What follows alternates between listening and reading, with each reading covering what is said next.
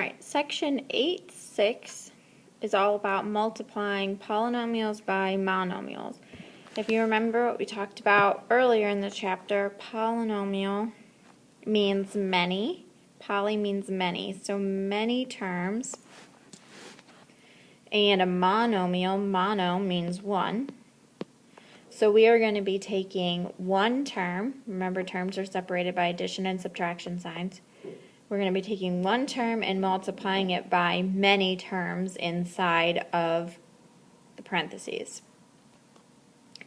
When you are doing this, you have to distribute the monomial to all terms. So if you're going to have something like 3x, that's a monomial, on the outside of parentheses like 2x squared plus 5x minus 1. And you are going to have to distribute that monomial to every term inside the parentheses. So in this case, you'd have to distribute it to three different things. Remember, just like when we multiplied monomials, you multiply the coefficients. Coefficients are the numbers in front of the variables.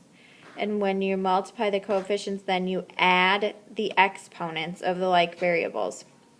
So in this example that I just wrote down, you multiply the coefficients of 3 times 2, which gives you 6. And you add however many x's you have together, which in this case there's 1 on the outside and 2 on the inside, giving me 3. Then I move to my next term. 3 times 5 gives me 15. I have 1 x on the outside and 1 x on the inside, giving me 2 total. And then finally I do 3 times negative 1, which is negative 3. And I just have the 1x from the outside. So multiply the coefficients and add the exponents. Here's an example. We have negative 2x squared on the outside of the parentheses. That's the monomial. Inside the parentheses, we have 3x squared minus 7x plus 10. So that's 3 terms inside the parentheses that we have to distribute to. So the first term we have to distribute to is 3x squared. Multiply the coefficients. Negative 2 times 3 is negative 6. They're regular numbers, so treat them regularly.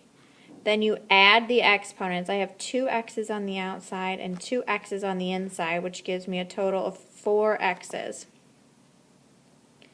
Then I go to my next term and I multiply my coefficients again. This is a negative 2 outside the parentheses, and careful because this is a negative 7 inside. So negative 2 times negative 7 is a positive 14. I have 2 x's on the outside and 1 x on the inside for a total of 3. Finally, I take it and I distribute to the 10. Negative 2 times 10 is negative 20. I have 2 x's on the outside and I do not have any x's on the inside to add to it, so I just have the 2 from the outside. When it's done, make sure it's in descending order, so my powers of x go from 4 to 3 to 2. So that's in descending order. So that's my answer. Next example, we have a 3x to the 4th on the outside of the parentheses, distributing it to 2x squared minus 5x to the 3rd plus 4. First term I have to go to is 2x squared. So 3 times 2 gives me 6. Add the exponents. I have 4 x's on the outside and 2 on the inside. That gives me 6 total because 4 plus 2 is 6. Continue to distribute. 3 times negative 5 is negative 15. I have 4 x's on the outside plus the 3 on the inside. 4 plus 3 gives me 7 x's total. Finally, you go 3 to the 4, so 3 times 4 is 12. I have 4 x's on the outside, none on the inside to add to it, so that just leaves me with the 4 I had. When I look at this answer, I see that I have x to the 6th, and then x to the 7th, and then x to the 4th. That is not currently in descending order because I need to start with my highest power of x. So my highest power of x is 7, so this entire term needs to go first. So negative 15 x to the 7th goes first. The next highest power of x is 6, and it's a positive term, so I say plus 6x to the 6th. And then finally plus 12x to the 4th. That puts my final answer in descending order, 7, 6, 4. So now I'm done.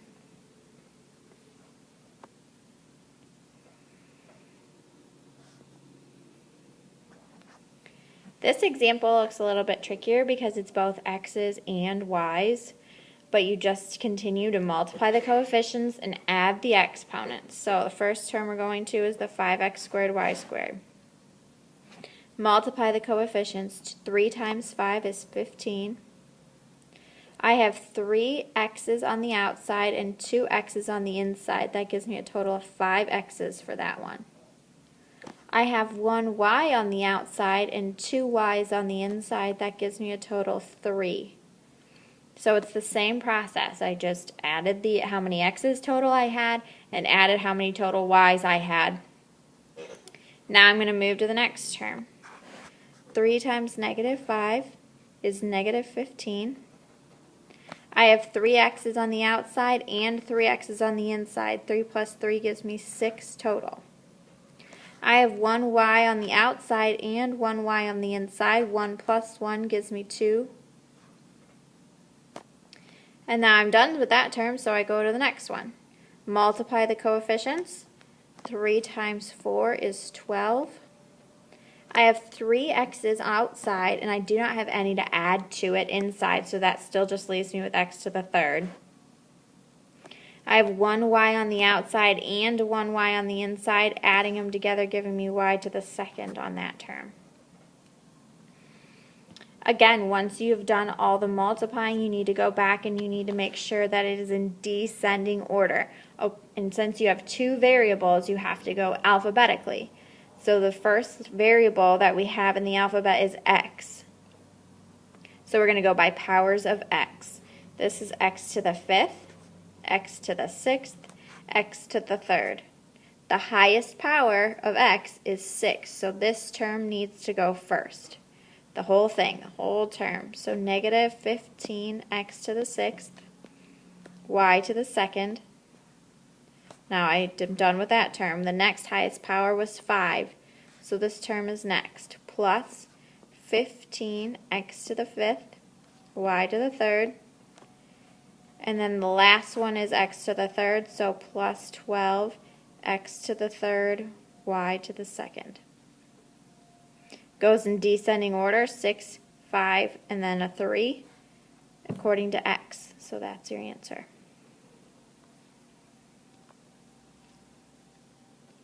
This one is a little bit trickier because there are 2 sets of parentheses, which just means you're going to have to distribute 2 times. Okay? The first one is 4, has to be distributed to the 3d squared and to the 5d, because those are what's in the parentheses directly after. 4 times 3 gives me 12. I don't have any d's on the outside, but I have 2 from that inside term, so I still have d squared. Then I take the 4 to the 5d, so 4 times 5 is a positive 20. And I only have the 1d from the inside. Then I'm going to have to distribute again. This time be careful, you're distributing in negative 1d, because there's a subtraction sign there.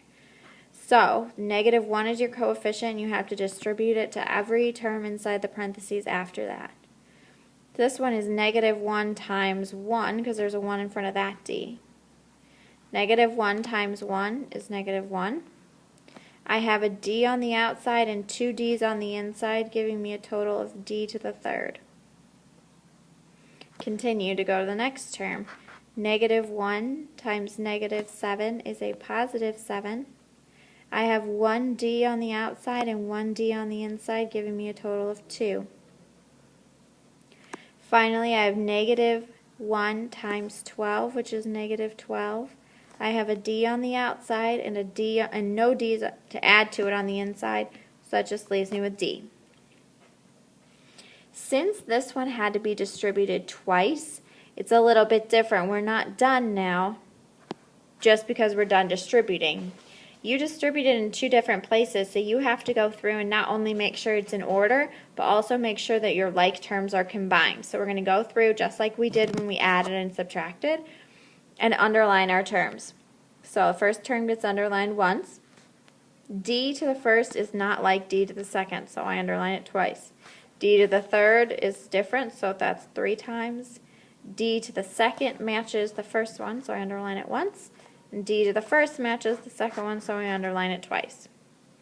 As I'm combining like terms, I want to make sure that my answer is in descending order. So my highest power of x is 3. So this negative 1 d to the third goes first because there wasn't anything to add to it. Then I go to d squared. I have 12 plus 7, which gives me 19 d squared. Remember, when you're adding and subtracting, the variables and the exponents stay the same. Finally, I have just regular d, so 20 minus 12 is a positive 8 d to the first. It's in descending order, and all of my like terms are combined.